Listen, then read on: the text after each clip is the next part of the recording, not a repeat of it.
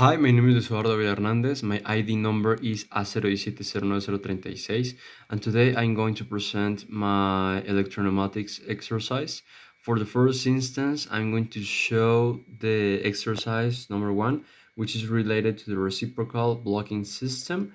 We need to represent the schematic representation that is shown in the present figure by the usage of fluid sim. Here we have the whole diagram. This is the European diagram, and here we have the potential circuit, and in this space we have the the representation about diagrams. For this, we are going to press individual step, and we are going to show the program number one. For the program number one, we need to press only the start button and press start. With this, we could see that we have this schematic representation that is quite similar to the first program.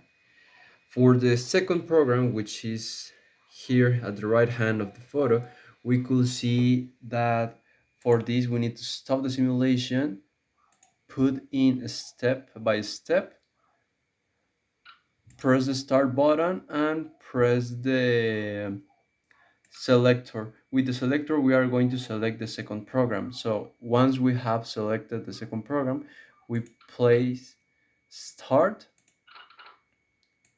And here we have, if we made a small zoom, we could see that we have this, that it's similar to the second program. Now for the second program, which is the packing system. This packing system, we have already made it in an assignment before. So this is the phase space diagram, which we need to represent it by fluid sim. In fluid sim, we are going to have this diagram, this electric diagram with all the sensors. In this place, we have the actuators, and at the right hand of the simulator, we are going to have the state phase diagram, in which we are going to compare the result with the expected thing that we have in the document.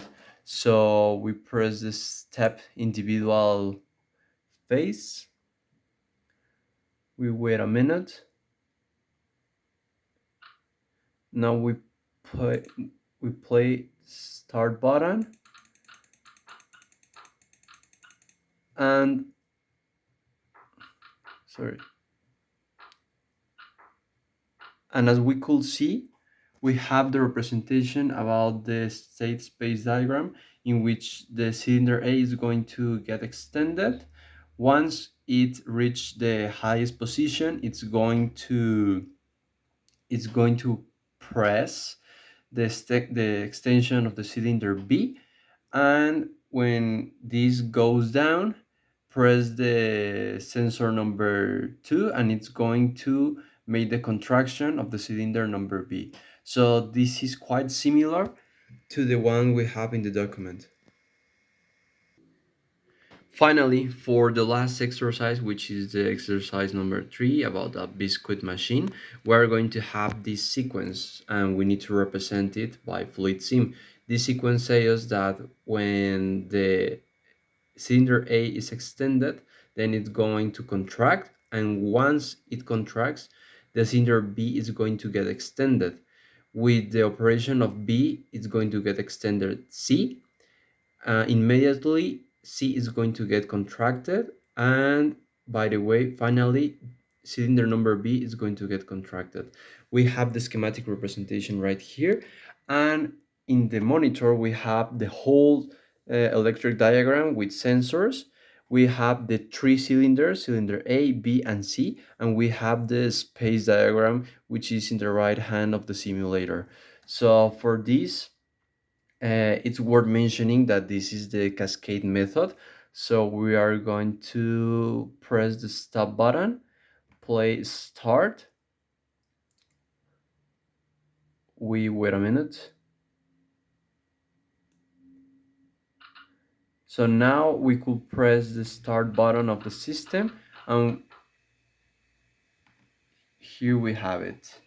In this space diagram circuit, we could see that we have the A plus, A minus, B plus, C plus, C minus, and finally B minus, which is the sequence that we already have here.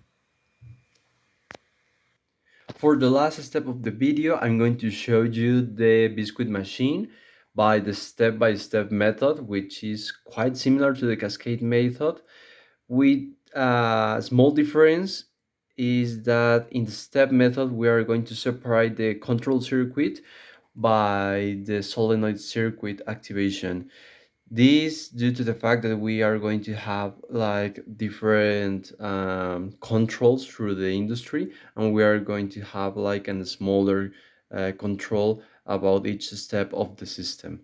So it's similar. We are only going to press start, the start button, it activates, and it makes the same sequence: A plus, A minus, B plus, C plus, C minus, and finally B minus.